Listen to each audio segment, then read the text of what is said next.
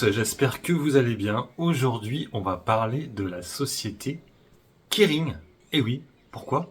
Parce que je ne sais pas ce qu'il leur a pris, ils ont fait une espèce de profit warning sur le T1. Donc qu'est-ce qu'ils ont annoncé?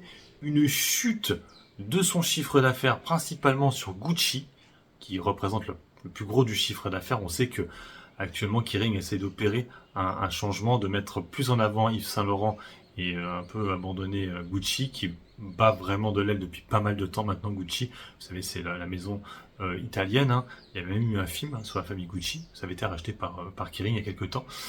Et du coup, là, ce qui se passe, c'est que là, moins 20% sur Gucci.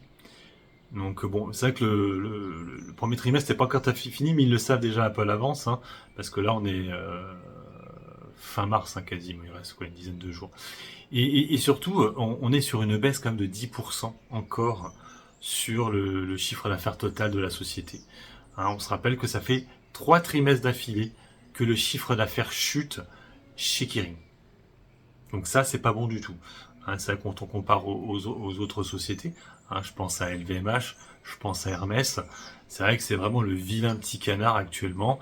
Et en fait, on avait bien rebondi suite au chiffre d'affaires annuel, mais je pense que là, de nouveau, on risque de passer sous les 400 euros, parce que la news est quand même pas séduisante. Je ne sais pas pourquoi ils l'ont envoyé aussi rapidement.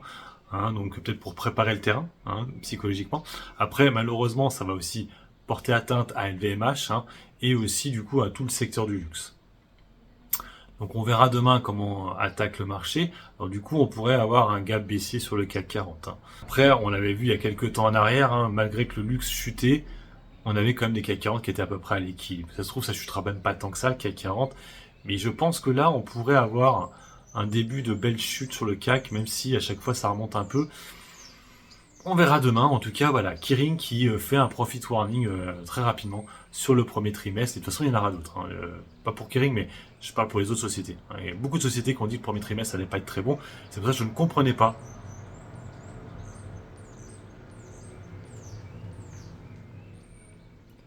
C'est pour ça que je ne comprenais pas pourquoi ce marché, ce CAC 40 n'arrête pas de monter, monter, monter, alors que quand tu regardes les annonces qui ont été faites en fin d'année, les perspectives, bah, il n'y a pas vraiment de quoi monter.